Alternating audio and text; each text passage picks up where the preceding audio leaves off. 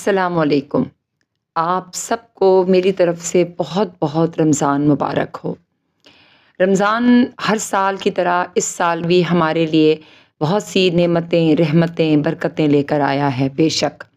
کیوں نہ ہم اس رمضان اپنے آپ سے یہ عہد کریں کہ جس طرح ہم اپنے لیے نئے کپڑے بناتے ہیں، اپنے لیے سحر و افطار کا اہتمام کرتے ہیں، تو کیوں نہ ہم اپنے اندر جو ہے وہ کچھ تبدیلیاں بھی لے کر آئیں۔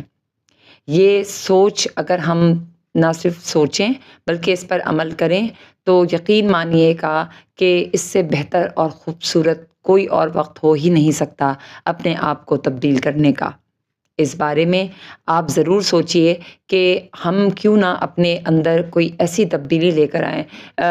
مثال کے طور پہ ایک چھوٹی سی چیز کہ ہم غصہ نہ کریں، ہم شکایتیں کرنا چھوڑ دیں۔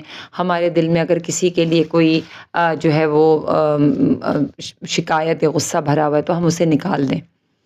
پھر آپ دیکھیں کہ روزے کا کس طرح جو ہے وہ ہمیں لطف آتا ہے۔ اس بارے میں ضرور سوچیے گا، کیونکہ سچ کے اس سفر میں مجھے آپ کا ساتھ چاہیے۔